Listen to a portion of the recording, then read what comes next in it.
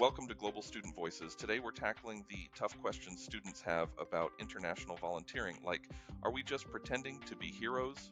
Coming up, Coach Martin speaks with Kimberly Haley-Coleman, founder of Globe Aware, about one-week service projects that offer an ethical way to gain a new window on the world. We'll discuss how to serve with a community, not for them, and why the most important skill you can pack is flexibility. Stay tuned for an inspiring conversation.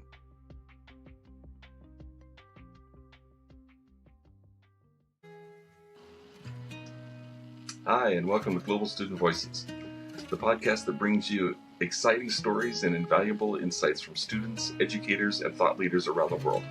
I'm your host, Coach Martin, with 30 years of experience in international education. Join us each time when we navigate the exciting journey between international secondary school and university. Let's get started.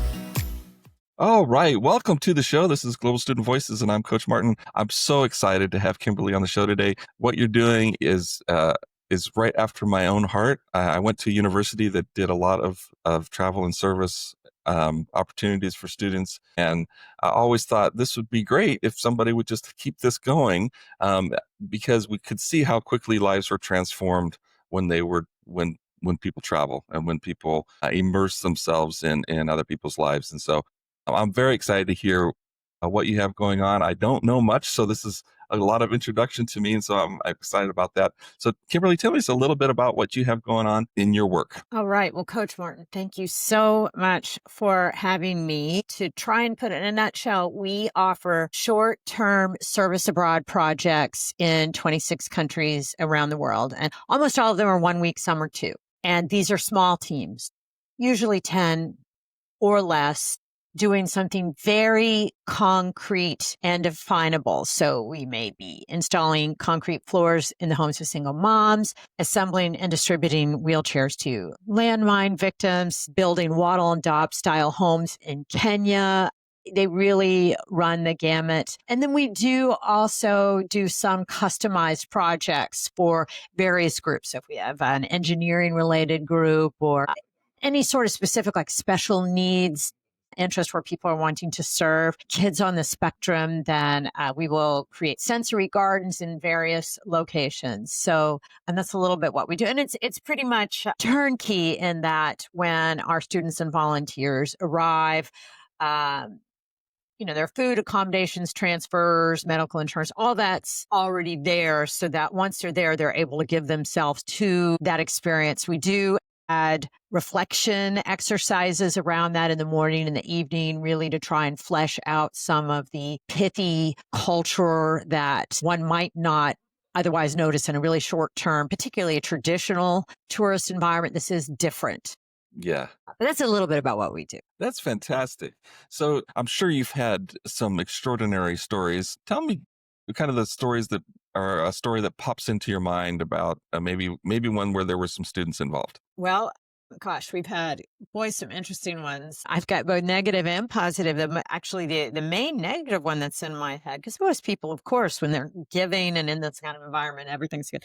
But we had a group of students that had been invited to a ceremony in San Pedro de Castet in the Andes in Peru, and they served dog at one of their meals, and it was very traumatic for one of our volunteers who was very involved in pedo. Understandably, that was something that was very upsetting to her. And that was probably 23, 24 years ago. And it really kind of shaped our, oh my goodness, we need to anticipate if something like this happens.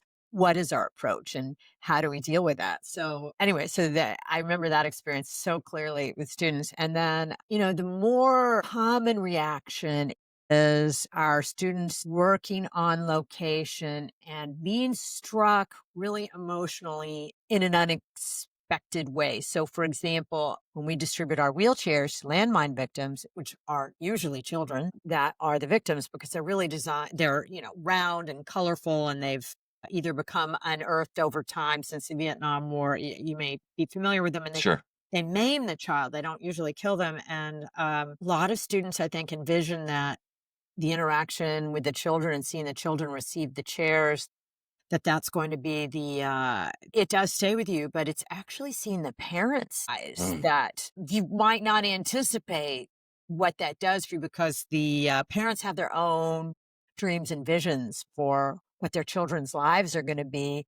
And I Right. think it allows our students to see, gosh, it gives me goosebumps when I think about, in a way, their own parents' hopes for themselves. And of course, any of these experiences, that's what it's doing, right? Is it's kind of reformulating the chemicals in your brain and your perspective in terms of how we're all connected and what all we Yeah. share. And while look, these are obviously skill building, career building, resume type of experiences, but that isn't why anybody does them. They really, it's that new window and perspective into a world, that new empathy that it gives you that you cannot get just reading about a culture, Right. right? Right. Yeah. Yeah. I was speaking to a middle school just yesterday, actually on Zoom, and they were in the US and we were just chatting. They had questions about culture. And then one of the questions I thought was really great. Well, this seventh grade girl said, "Do you think I should go? Is it dangerous? Should I go?" And I was like, "You should absolutely go. Like, you should be begging your parents every day until they let you go, either with a group or they take you. Right. There's no way to experience, like, you can't experience it without Right. experiencing it. Like, it doesn't impact you the way, yes, you can have emotional reactions. When I watched Hotel Rwanda, I had an emotional reaction, but it didn't change my life the way being on the streets in a city and walking among people changes you. It's just different. Right. It's more senses, it's more emotions, more everything. Yeah. And, of course, we get asked about safety and risk all the time. And the locations where we serve can vary. And I do think different organizations might bring some different criteria. And yet, I would say that most organizations, and certainly most ethical organizations, are bound by safety in the sense that they're not putting students in war torn countries or where there's a really active disease outbreak, or they're not handling bodily fluids. They're usually, not Doctors Without Borders, that kind of thing. And while you can step on a nail anywhere in the world, so it's good to be up to date on your base immunizations, and you can get hit by a car anywhere in the world. But in terms of risk management, I feel like actually the risks that our volunteers face are not in the anticipated areas. For us, if you go on our Cusco program, if you have breathing issues, you might want to think about it because it's at 14,000 feet. Yeah. Um, that's going to be the bigger issue, not your likeliness of getting mugged. Right. And so in terms of safety, yeah, I do think though, if somebody's asking, if students are asking, should I do this? And could it be uncomfortable? There are usually aspects of our programs where you're not living at the same standard of living that you are at home. And yet what I feel like we observe over and over is when we go, for example, in Guatemala and we're installing concrete homes. These are the homes of often very young mothers with Mm. several children and no support system, no running water, no electricity, almost no access to health care. And so you're sitting there getting to know her and her family as you're building this home. And then you go back to your hotel that's got air conditioning, running water, and flushing toilets. And the toilet paper may not be as nice as at home, but you just came from a home where they had no toilet. Yeah. So even if you thought you're worried, oh my gosh, what's the toilet? The contrast really puts things into perspective, right? But those are the questions people. I think that's so natural and normal, sure, to Yeah. ask those things, and sometimes it's that discomfort, that confrontation with something new and different, where you grow. In fact, you might argue that it's the main area where you grow. Exactly. Yeah. I mean, certainly if you're an athlete, you don't anticipate getting stronger without lifting weights. And the same thing is true for us as humans. We can't expect to become better humans without stretching our humanity. And that requires us being uncomfortable with other people's reality. Yeah, exactly. And I actually feel like this generation, one of the things that seems different to me now relative to, say, 20, 25 years ago, I think originally the volunteers we had were asking, okay, where are we going? What are we doing? And today's students are really incredible about asking, okay, why are we going there? Mm. And who asked us to do this? Who chose the project? Is it really serving anybody? These Interesting. really meaningful questions Yes. that are being asked to know does it even make sense that we're here? Are we pretending to be heroes and saviors, or are we serving side by side as equals on projects that are important to this local community, or are we just imposing ourselves? Yeah. So how do you respond to that? So we always work locally with grassroots organizations. They're the ones who choose the projects. Now, we will go through our set of criteria. We don't put our volunteers high on ladders and operating heavy equipment and machinery. So they do have to pass through some of our criteria. But the locals are the ones deciding what's important to them and what they, I mean, really for us, it's not sustainable if the local community isn't driving our projects, using the local materials, local methods. And this actually, that's a really important component because our volunteers are really learning, right? Right. They are not guiding the way they may have that in the back of their minds. And then when they get there, they realize that the local communities have so much to give. And I feel like I hear it so much every day that it sounds like a platitude, but the volunteers kind of at the end of it, a very common thread is, I feel like I got a lot more out of it than I gave. And I don't think the locals feel that way, but I feel like the locals feel like they get a lot because usually we're inserting a financial component in terms of resources they may not have. So if we're putting in an adobe stove with a metal stovepipe, most of the families can't afford that. While we are contributing, the locals know how to do everything faster and better. So we're there as a partner, Yeah. and learning Yeah. I about think. culture. I mean, that's a key piece. Yeah, I mean, the learning experiences, I mean, yeah, it's so important. And I think people underestimate the importance of just being present. The fact that you've set aside your life a little bit and dedicated some time and energy to spend some time getting to know other people and their life. And, you talk about that single mom who doesn't have a support network. The fact that somebody has taken a moment to spend time with her is transformative. I mean, you Yeah. think about nodal events in people's lives that some random persons from some other country spent some time with me, and recognized that I was valuable enough to be worth their time and energy is a transformative moment and is very life-giving. Yeah. No, I couldn't agree more. Yeah.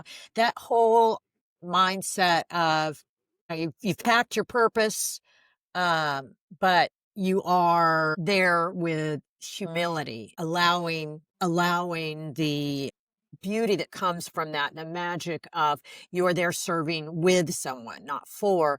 That's where the magic comes from in our perspective. Yeah. Yeah, I think it's so true. I love that you guys have built in time for reflection because I think that's so critical on any kind of intercultural experience. Have there been some reflections that stick in your mind, some things that people have Yeah. commented as part of the reflection that you're just like, I Yeah. didn't really anticipate that, but that got me. Yeah, no, there are. And I have to say they vary per location because we are so focused, hyper focused on the cultural differences, that how each culture is its own. And we actually start our morning on a discussion in every country about something that is unique to that country that, again, a typical consumer minded tourist might not know. In Costa Rica, for example, on Sunday morning, they might discuss, hey, did you know that in Costa Rica, we don't use traditional mailing addresses? You don't have 7145 Hillbrook Lane. You have the White House 300 feet south of the soccer field, 2 kilometers from the Capitol. It's a paragraph. And I think it opens people like, how is that possible? How is that even, how can you, so we have the cultural items at the beginning that vary so much country to country. And then in the evenings, the reflections are more like, tell me about an act of kindness you observed today, or something you're grateful for. Something that people are so frequently struck by in terms of gratitude on locations where we have water pumps, where you're mixing concrete and you have to move it, from 20 feet from the pump over here. People who haven't ever thought about what a huge thing that is to have water come out of a tap just when you turn it on. There's huge gratitude for things like that when you experience it. That, gosh, when I'm brushing my teeth, kind of, you go home and you're turning your water off in between brushing your teeth, and you Right. never were before, right? So these reflections can be tiny, little practical things that in the end are huge to emotional, and Yeah. how much we all share in terms of what we really care about. And in turn, we're hoping that our volunteers come out of this with a real feeling for the deep beauties and challenges from the culture they are serving beside and for their own, so that they will see, if you're in Ghana, that the local Ghanaian is spending many more hours a day with their loved ones than we might be, but they are much further from any health care. And again, that may not be something that they're thinking about on arrival, but they sure are when they leave, and not just thinking of that postcard view of a culture. Yeah. Yeah, for sure. I mean, it gives you, it's not immersive in the sense of moving someplace and living somewhere, but it is immersive in the sense that all of your emotions and all of your senses are immersed at the same time. Right. And that's so powerful. Hey there, GSV listeners. Before we dive back into our conversation, I wanted to take a moment to thank our incredible guests, the students, school officials, and thought leaders who inspire us with their stories and insights. As you're listening today, be thinking of ways that you can support the guests of this show. There are links in the descriptions with just some of the ways. I'm Coach Martin, your host and your partner in navigating the university journey. Whether you're exploring university options, preparing for admissions, or seeking support during your academic path, my books provide practical guidance and insights to empower your university success. Join me in individual coaching, group sessions, or courses designed to equip you for university life and beyond. I am from Brazil, but I attended an American school in Indonesia for my secondary education. So my situation was really confusing and really scary. Coach Martin really understands global students, and he loves helping us out. Again, thank you for listening. Explore the podcast description for links and resources and contacts discussed in today's episode. Visit www.theglobalstudentsolutions.com to learn more and embark on your journey toward university success. Now, let's return to our conversation. Do you have folks that do one of these trips and then sign up and do another one? I mean, do you have repeat? Yeah, it's Groups? interesting because we do have the one volunteer who goes every year back to the same place, but a much more common pattern is for a volunteer to experience one place and then want to experience another culture. For sure. And a more typical progression for that is when somebody calls us and say, we're thinking about serving, we've got this amount of time, I don't know where to go. Since we don't require any language or project skills, they're really getting, and these are short term, it's not the Peace Corps where you've got 27 months and you get to really, but they will go into that and asking, so where do I go? And if somebody hasn't traveled outside of the United States, we generally would recommend going to a place with a larger culture shock. Some place like India may not be the best first place if you've never left the country. But if you have a certain heritage or cultural connection, then maybe you would. Or if you've spoken the language, all of those things really influence. Are you going to go back to the same place? You're going to go to a different culture? Where may be a lower hanging fruit if you're nervous to begin with in terms of going out of the country? And so someplace like Costa Rica or Mexico might be a better first fit for somebody who hasn't left the country. Yeah. And who wouldn't want to go to Costa Rica? Right. All the time. Yeah. Right. Honestly, I'd say that about all of our locations, but some are just easier. Obviously, when even the food isn't quite as different from what someone might know in their home country. Yeah, for sure. I think of your program in this, I hope this doesn't sound. I hope there's I'm worried there's a negative connotation that I can't think of, because I think of it as kind of like a cultural appetizer. It's maybe I should think about working internationally. I've been thinking about that, but I don't actually have any international experience. Doing a program like what you guys have is a great way to test the waters. It has a limited time frame, and I love that it has such great parameters and it's so well organized. I think for some people, their first trip may be like a mission trip from their church, which can be hit and miss. And I love that you guys have a more developed program than like a local pastor trying to wing it. And I've led programs that were just wing it programs, and I enjoy them, but they don't necessarily have the same kind of guaranteed impact. And so I love that about your program. I just think it's a great way in. I'm curious from you, as sitting in the director's position in that executive role, who do you see as kind of your primary target? Like who's the perfect candidate to do this program? So, and by the way, I'm so not offended. I think an appetizer thought on this in terms of it's a digestible way of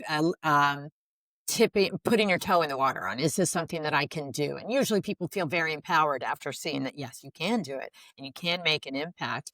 But our ideal volunteer is somebody who is flexible more than anything, because one of the things I will say that it makes us very different from others in the space is that because we started, our first demographic volunteer was a busy working professional American, somebody who a doctor, a lawyer, somebody who didn't have 6 weeks to give. So they needed it to be organized, right? So we have the materials ready. We have our foremen. We have our bilingual coordinators. And that said, just because our coordinator and our materials and our projects ready doesn't mean that we're going to force our way on the locals. So if it starts raining in Costa Rica, our foreman's going to stop and have coffee, no matter what anybody else does. And just being able to roll with culturally what happens, that flexibility component, you just cannot overemphasize it, and to try not to look at your watch so much, because the local community generally isn't. Yeah. They're led by something different. Even that human connection tends to be more important. Our coordinators, our staffs, our communities are wanting to get to know our volunteers in addition to getting the work done. And the volunteers may come into it thinking, we got to get this done. We got to get this done. And that's important too. But I would say that flexibility, in answer to your question, I think that's one of the I most think ideal that characteristic, characteristics. and certainly the ones on trips that I've led, that those who are flexible and are keeping their eyes open to opportunities are the ones that get the most out of it. Sure. Anybody trying to insert an agenda or trying to follow something rigidly is missing out. They spend all their time whining about things and just miss the whole trip. And the joy and happiness too that come, in our South Africa program, which is in a township in Izamatu-Yetu outside of Haupe, not far from Cape Town, very close, right outside of Cape Town. And we built a big 5-a-side turf, which is a kind of a smaller soccer field, super popular. Everybody wants to play on it. And so when we're doing projects in and around that community, we think it's just as important to take 5 minutes to go and play soccer with the kids on that field as building the project, because the Peace Corps was developed by Kennedy decades ago so that we would have people who had this close connection to a culture and understood how to create and find solutions that go across cultures, right? And to have a constituency from which to choose people who have done that. And you can't just do that if you're just building a project. And the locals want that connection. I'm not sure if you're familiar with, there was a Brookings study about 20 years ago that was trying to monetize the difference on what happens when you invest money in a soldier versus a Peace Corps volunteer. What's the outcome? And the upshot is it was really hard to put a dollar value on it, but the big upshot was actually that we're underutilizing our soft power, that, putting a volunteer in the field that is visible and interacting and learning and getting to know a culture, the power of that is hard to overstate. Yeah. And the global impact, and just in terms of understanding and countering misinformation, there's nothing that counters misinformation in press like meeting someone. Right. Yeah, so true. Rick Steves, you may be familiar with him. He likes to say, I think you should know people before you bomb them. And if we knew people really well, we probably would have a lot less war. And it's just hard, obviously, in a U.S. Lifestyle, North American lifestyle. Students need to really savor the time they have, that it's a time where there's, particularly over summers and spring breaks, that they've got some flexibility that they may not have later in life. And it's really a great time to make the most of that. So let's say I'm working with a student and this sounds like the perfect spot for them. What are the parameters, age ranges? Do we need a parent to go along?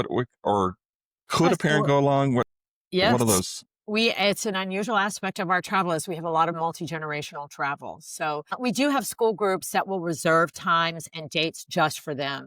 But the more common model is people just go and look at the country and the date they want to join, and then they'll see the other people on that project. And somebody may bring their mother, their sibling, their sorority sister, It really is everybody because we don't require skills. And I have to say that the financial model too, because our volunteers do pay to participate. That's what pays Sure. for our coordinators, our foremen, the project materials, all that. Most of our communities are poor enough, they're not going to be able to donate their housing. And so it pays for all of that. But so when people sign up, it could be anyone. It could be a group of their friends, or they may just be meeting a lot of different people, but there's no other real parameter unless a group has said, hey, we want this date just for Sure. our group, and that has to be done far enough in advance. But yeah, it's So really everybody. for students listening, are we talking to mostly college students, high school students at all? Any and all. Any and Okay. all. Certain times of year tend to have, so in February, we tend to have less students. And in March, April, over the summer, we have more students because it tends to line up with whenever they're available. Our programs are all listed throughout the year. And that Yeah. is, to me, also another important component because it means the projects are ongoing. Relationship is ongoing. They know they can count on us, that we're there, and we haven't just come in and left and hope that they're Yeah. using whatever project we worked on. And yeah. Yeah, that's fantastic too. All those, as you mentioned, the calendar and stuff. We'll have all the links in the description. So anybody who's listening or watching this video, if you go into the description, you'll see the links. You can find the website, see the schedule, and see where you can plug in. Any last words for folks listening on what they should do next? I think just staying curious and open about what you can do in the world, that this is such an important, great time to maximize that. These might be short trips, but they have a long tail, and the experiences that students are giving themselves in this world right now, the more they can expose themselves to these different opportunities, it really helps not just them, but the whole world. It has an impact on the community. So yeah, being open to all of that, stay curious. Absolutely. And for students, if you're looking at these programs and thinking, I don't really have the money to do that, I will just say that I get requests probably several times a month from students who are looking at travel opportunities and fundraising for them. They're fantastic. There's usually people in your life who want to be a part of this. And we've had I've worked with students who've missed school, and not only did they get support to be gone a week, but they mostly got their homework waived, and often their teachers helped pay for it. So I think this is such a rich opportunity for students of different ages and for school groups. I love that you do the coordination. I do work with international schools who often want to have kind of service learning weeks. They build it into their curriculum, but the energy it takes to coordinate all those pieces is overwhelming. And I love that this is kind of a hack on that opportunity. Oh, Coach Martin, I do have one hack that the students may not know. If their parents have an employer that does contribution matching, which a lot of companies do, they'll pay up to $1,000, $1,500. It pays for half of participation in a lot of cases, depending on the organization. Even a parent's employer, donor advised funds or charitable family foundation, all sorts of things, as you already mentioned. Yeah, that's a huge one. I often forget about that corporate match opportunity. Churches do the same thing. If you're doing a service project, often they'll kick in a match. So that's fantastic. Any final words for our listeners? Oh, Coach Martin, I'm just grateful that you gave us this platform. So thank you so much. Well, folks, this is a great program. I hope that you'll take advantage. Definitely check it out.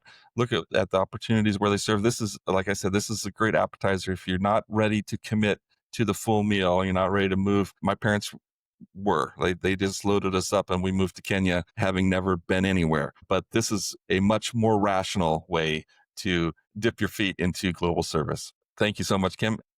Thank you. Hopefully we'll get a chance to talk again. Thanks for tuning into Global Student Voices. We're committed to bringing you the best advice and to share stories for global students and educators. We need your help. Make sure you subscribe, share, rate, and review our podcast. Follow us on social media for more updates, and we'll see you next time. Until then, stay curious and keep exploring.